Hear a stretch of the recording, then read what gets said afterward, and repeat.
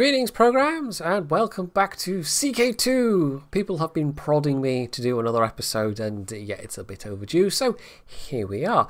Now, I don't really have any particular plans for this episode. We do have a claim being fabricated, hopefully, on Lincoln down here, and we're also technically involved with a war over down here, which we've been called into by, I think it was Byzantium, but we're not actually actively involved in that, so that's all just kind of happening off on the sidelines, and it looks like Byzantium is actually winning that one quite handily.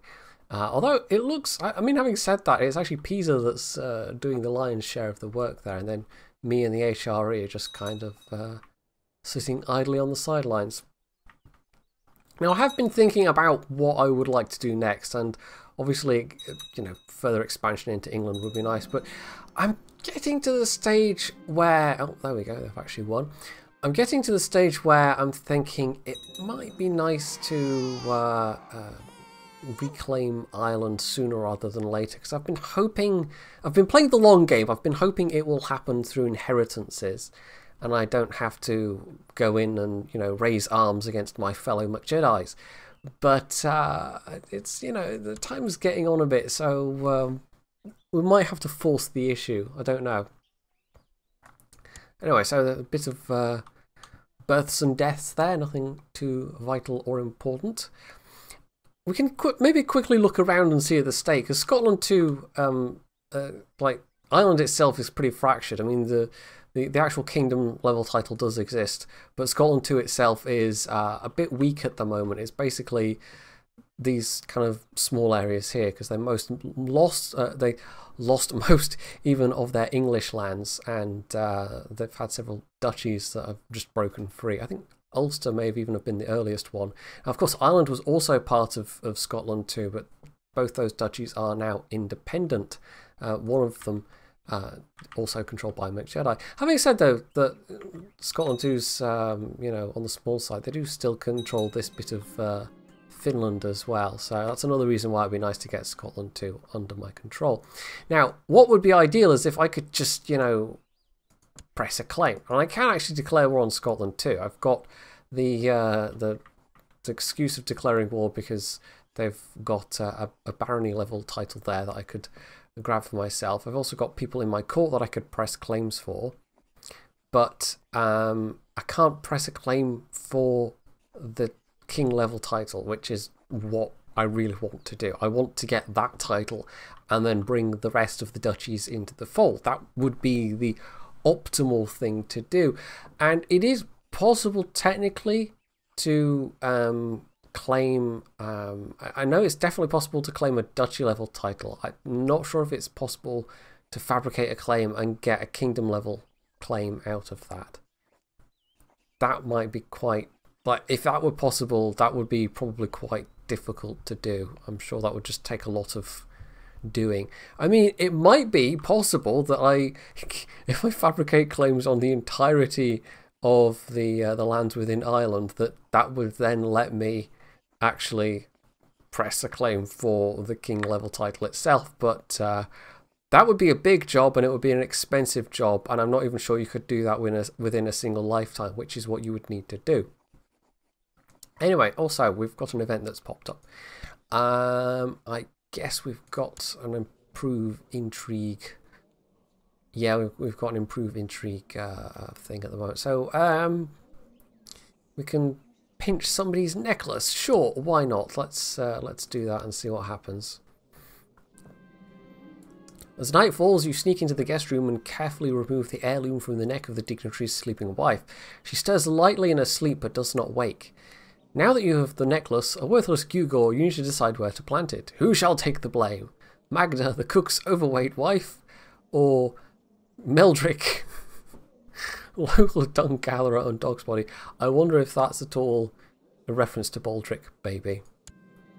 Because that would be well within, you know, that's entirely a possibility, knowing the paradox sense of humour. Disguised by a simple cowl, you present the necklace to your dung-gathering servant, claiming it is a gift from a secret admirer. He is delighted, saying it will go well with the dirty rags he wears as clothes. With your work done, you retire for the night to see what will happen. Poor Meldrick. The loud wailing coming from the guest room informs you that your little theft has been discovered. The dignitary and his wife are both unconsolable, and their grief over the missing necklace knows no bounds. As they prepare to leave your household, you call on your servant to bring their luggage. Dun dun dun. Well, this is just mean. The intrigue improving events frequently are quite mean. Your servant dumps the luggage in front of the dignitary's carriage, but as he turns to leave, the dignitary's wife emits a shrill cry. She points at the shiny heirloom around the servant's filthy neck. He gives her a toothless smile. Do you like it, my lady? 'Tis from a secret admirer, it is. Seize him! That is just mean. Oh, and naturally, you know, we've got deceitful out of this as well, so we could get just 3 intrigue from the event, and then if we get deceitful, that will be plus another 3 intrigue. After the necklace has been returned, the affronted dignitary and his wife soon depart. Your dung-gathering servant will have to endure a brief spell in the dungeons, but for a good cause. You have learned some valuable lessons in the art of manipulating events to your liking. Your skill at intrigue has increased. There we go. So we've gone from 4 to 10. Nice. Okay, deceitful's not the nicest trait to have. It also comes with a -2 diplomacy penalty, but I've already got such a good diplomacy score that taking a -2 hit isn't that bad. Plus 17 is still really good. And having jumped up to plus 10 intrigue, that's actually quite useful. So, there we go. That should remove the ambition. And we can now pick... Okay, this is the last one that we could pick of the improve or improvement ambitions. I guess there's just nothing else available at the moment. So, stewardship. That'll be quite useful. Anyway, before that all popped up, I was going to have a quick look at the claimants. But the thing is, I mean, I'm sure there will be McJedi claimants. In fact, there's one right there. But you know, if I invite them to my court and press their claim, they're then just going to get it themselves. So we need to engineer inheritances, but then because we've got Tanistry, that all becomes much more difficult. This is one of the big advantages of sticking with primogeniture over Tanistry, is that you can engineer stuff a lot more easily.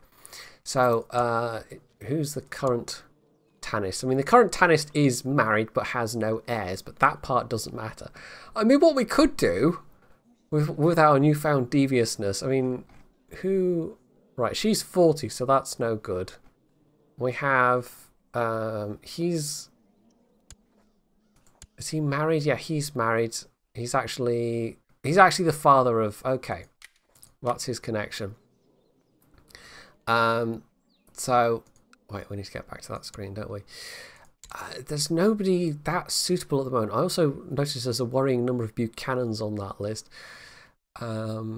Yeah, if she were younger, if this character here, Princess Jaina of Scotland too, who is off in... she's actually got claims on both. You know, if we could somehow... Well, we'd have to get her to marry the Tanist, I guess. And then... No, wait, that wouldn't work. We'd need the Tanist to have both. So she'd need to be the Tanist. That would actually be really difficult to do. Because, you know, I can vote for people, but the other people get to vote for people as well, if that makes any sense.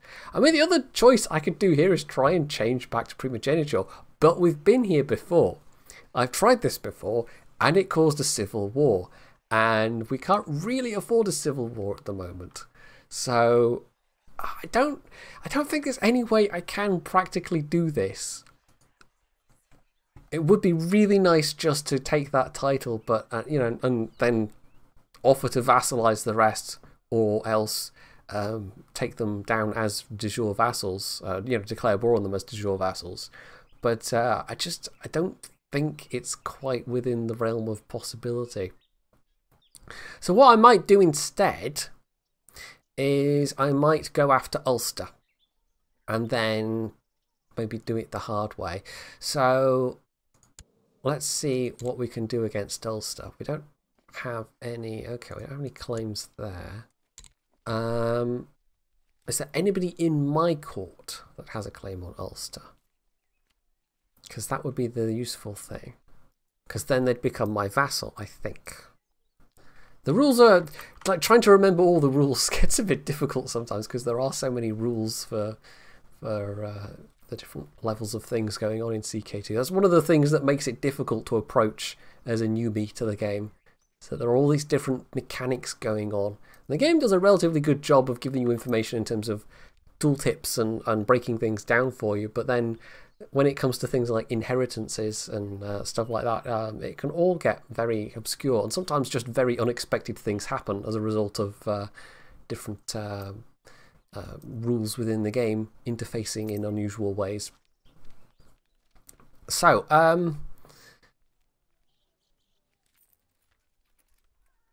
the Count of Gloucester has, I mean, I'd have to, right, we've got, if we could invite one of these people to the court. Question is, who's the most likely to? I mean, she'd probably be the ideal one in that she's quite young, and so that would give us the biggest window. But yeah, and I really don't like doing this because this is a bunch of fellow Jedis. But if I offer vassalization, oh, he's not even at peace at the moment. Who is he at war with? It will say no because it'll have a big negative modifier for not my de jure liege, because, you know, that's part of a different kingdom. Who are you at war with? Oh, he's actually helping the current queen against Connacht and Leinster, because they're actually... Oh, so they're having a civil war at the moment. I haven't even noticed these troops there. Just standing casually there, sieging, which I probably should have noted. But anyway, so yeah, there's all kinds of doings going on in Scotland too at the moment. It's not been quite as bad as England for civil wars, but you know, it ended up looking like this for a reason. I have to say, you know, England has, at least after all these civil wars, generally come back together again as a whole, whereas Ireland too, well, I'm just completely making up titles now. Scotland too generally has not. Okay, so wait, where was I looking? Oh yeah, claimants. So who could we potentially invite to the court?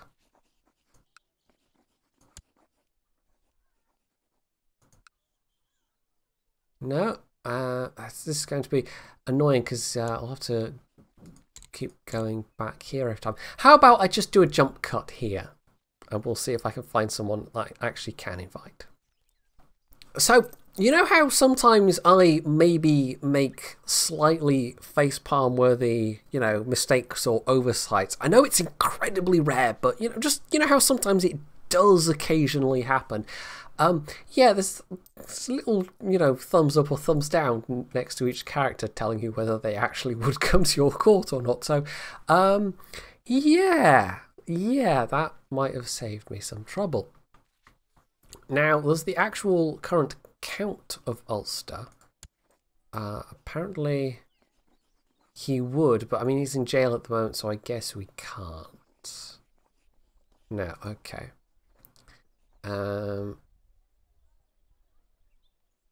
Oh yeah, there's also the... I don't think I've ever done that, the request invasion option, but I would need a claim on the title for that, which I don't think we'd have for now. So yeah, anyway, I guess that guy.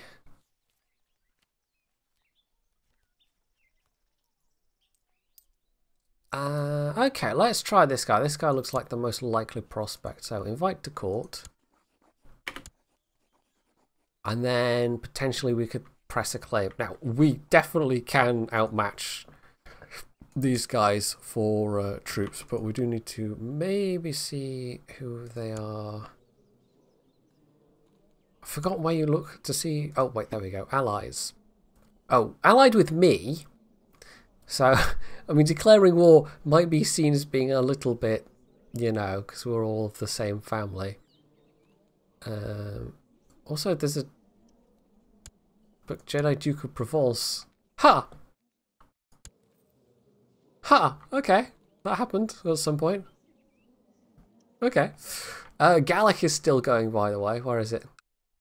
Fake Scottish McJedi's, you know, still doing their thing over there. Yeah, anyway, so we're inviting this character. And I hope this means we can then press a claim even though we're allied, but it might cause some bad feeling because we actually have some quite good relations with this guy. So, he's in my court. We claim on the Duchy of Ulster, which we can then press, and I think that still doesn't give me a valid casus belli. Even though we've got somebody in the court whose claim I can press.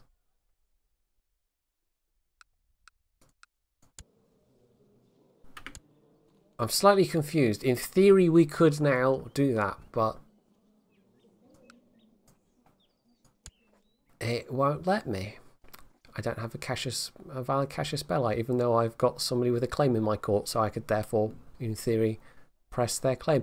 That's confused me. I don't, like, there's obviously some conflicting thing going on there, where in principle I should be able to do it, but it's being kind of overruled by something else within the game.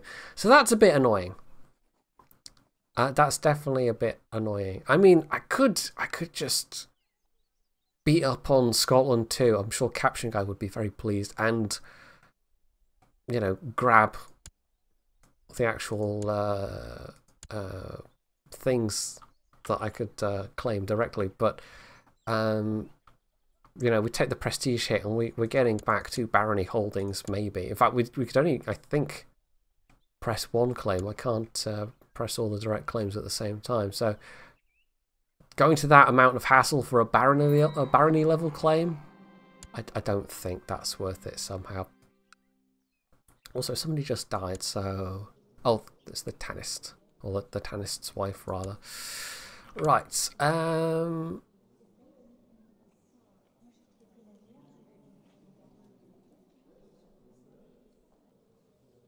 Is there? I mean,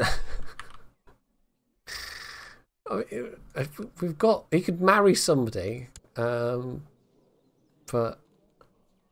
I'm just kind of hoping. Oh, they're actually in Gwynedd. They're setting up to be McJedi heir there as well. McJedi's everywhere, just as it should be. Can we do something with this? Can we get? Can we marry him to somebody? Would she have a claim? Oh, they wouldn't even say yes. Desires a better alliance. Well, that's ungrateful. We're already actually allied, so that I'm not even sure why that's even a factor, because we're already allied.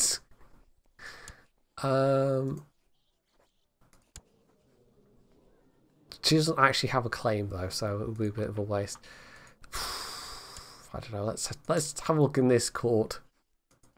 Oh, this is always the side of the game I've paid less attention to be quite honest.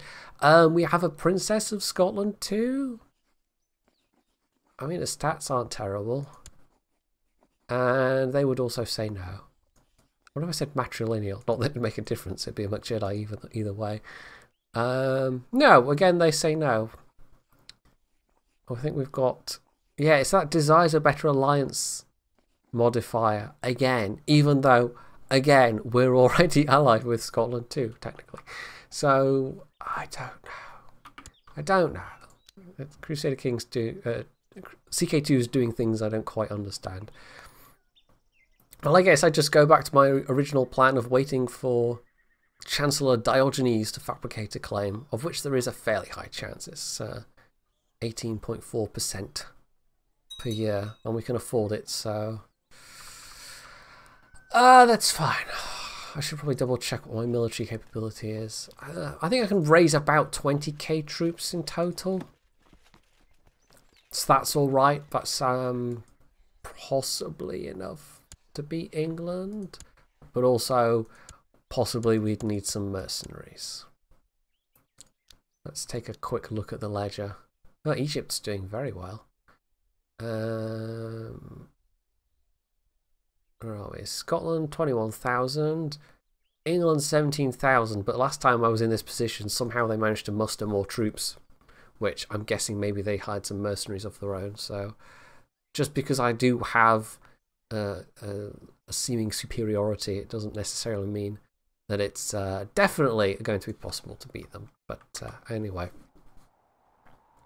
So, yeah, it's almost a pity you can't fabricate multiple claims simultaneously, or at least set up the groundwork for fabricating multiple claims simultaneously, which you can do in EU4. If you build spy networks in multiple countries, that's how you then... oh, I've got Titushi again, apparently. I guess we'll... I don't know, I guess we'll hold on to it for the cash, because it's actually bringing in a pretty decent amount of tax. In fact, that's almost as profitable as Bamborough. It's only just behind.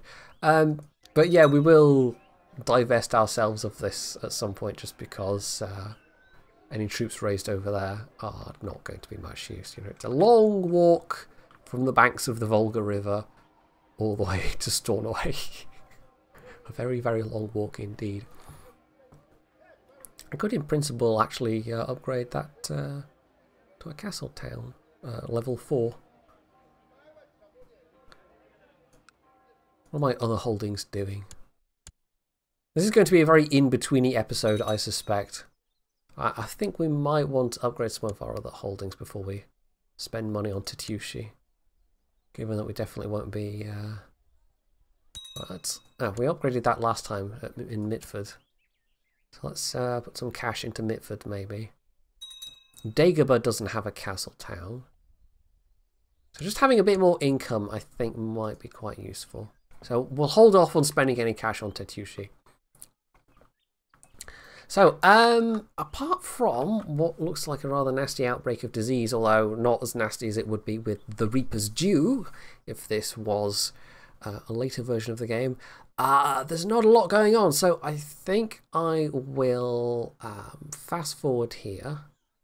I'll do a jump cut and we shall see if anything interesting happens. So we're back, and not because a thing has happened, but because I've noticed something, and it kind of fits in with my newly, suddenly, ultra deceitful nature. Now, there's a page on the ledger. I was looking for something that maybe tells you like possible claims and claimants, which there is. I think it's this page. Yeah, that's people who are in our court that have claims on other things that potentially we could, go and press. But there's also this possible inheritances screen. And if I'm reading this correctly, it means that we possibly that we're in the line of succession for England.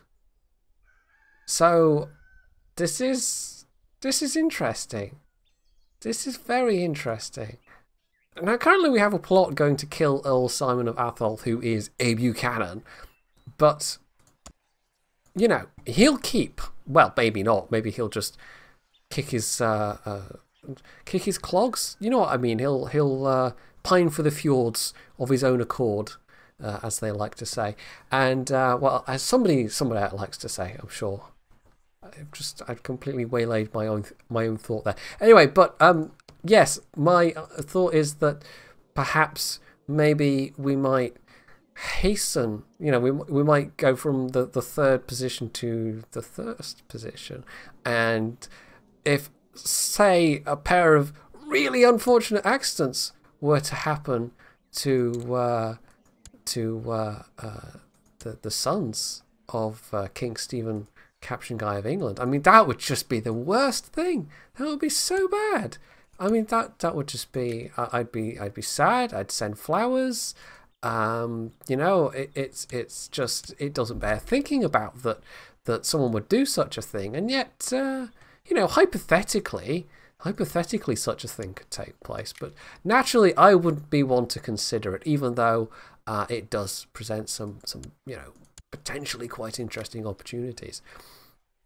So a more kind of evil-minded person might well do such a thing, but as you well know, I'm always very high-minded, and I think the McJedis generally are they're a very fair family. You know, they never engage in any underhanded tactics. They never assassinate people. You know, there's some scurrilous lies about us having bumped off a previous king of England, but that's obviously just fake news. That's just misinformation. So the notion that we would do such a thing to increase our own chances is you know, it's libelous, and I'll be issuing a DMCA claim against anybody that definitely, you know, that says otherwise, because that's how those work, right? Right, Wargaming? Right, Wargaming? That's how those work, right, Wargaming? Yeah. Anyway. So, you know, if a series of horrible accidents were to happen to the sons of King Stephen, and then maybe to King Stephen himself, that would obviously just be an unfortunate coincidence given everything that we've talked about. But I would naturally never pursue such a possibility as an actual thing that I was going to do. So, how's everybody else doing anyway? Yeah, it's going to be interesting to see if anything should unfortunate, or if anything unfortunate should happen to what was his youngest son's name again?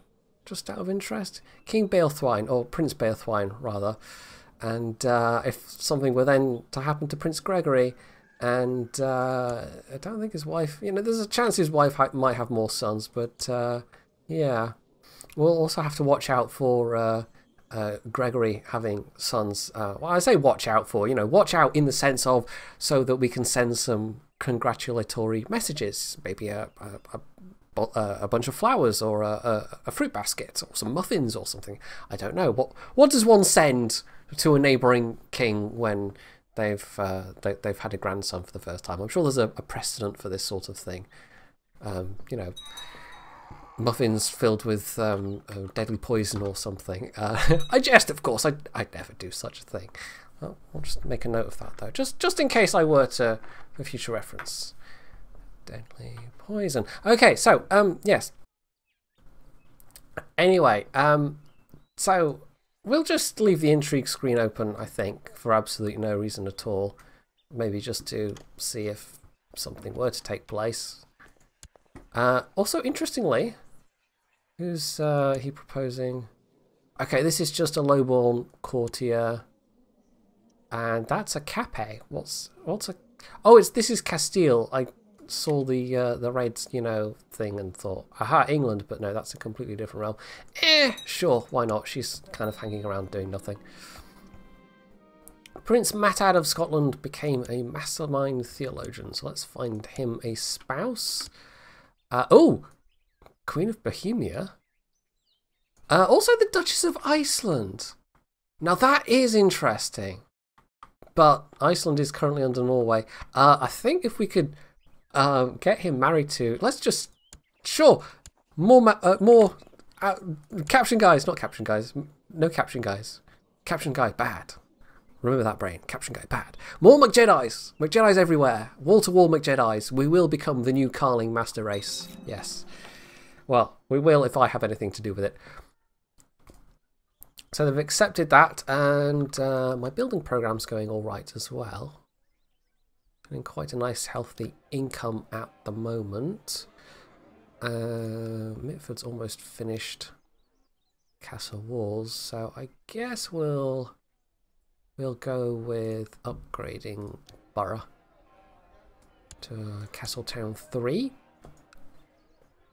And we'll see what happens. Also, interestingly, Ireland 2 has won against Connacht. So Connacht is now, once again, part of Ireland, Scotland 2. I know what I mean. And although they are in a war at the moment, that's due to kind of family relations. Oh, I've hit 50, so my portrait's changed. So my son, Prince Duncan, has been caught lying to my face. Well, given that I now have the deceitful trait myself, it kind of feels like I should be impressed, so we're going to go with that. So, yes, Prince Duncan is turning out to be quite the accomplished little liar. So yeah, Scotland 2 is actually regained some of its realm a little bit. I mean, Leinster and Munster are still obviously independent, but yeah, I mean, it'd be nice to just, you know, do that, but it would be nice to can we actually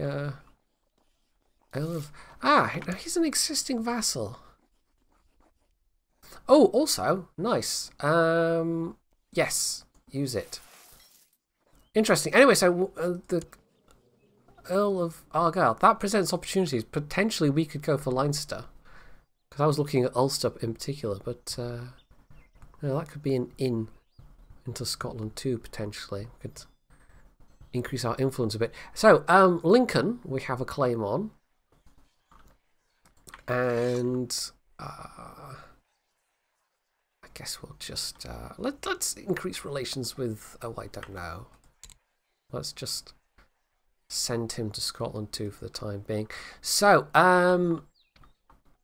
having just spent that big chunk of cash, I might now wish that I had that once again. That was actually with upgrading the castle town. I mean, the claim itself obviously costs some money.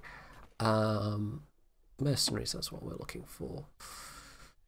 One of the big mercenary companies might be a bit much, but one of the smaller mercenary companies, I think we could probably afford. Who are your allies? Norway, interestingly. So that might actually be an issue, but I think Norway's only got about half the number of troops overall. It's just if they were to bring all their troops together, that might be a problem. So, I've been going, I mean, I know I've been going about half an hour, because I'm debating starting a war, because it'll end up being a very long episode. I've already done one video today. I think we'll leave that for next time. We'll have exciting wars in the next episode, and this might be a slightly shorter episode for CK2, but it'll still be half an hour. So you know that ought to keep everybody happy. Maybe, hopefully. Not Caption Guy though. He's never happy though. I don't think he knows what that is. So hopefully you have enjoyed this episode then, and if you have, you can leave any comments below. You can hit the like button. You can sub to my channel if you haven't already. And as always, stay tuned for more.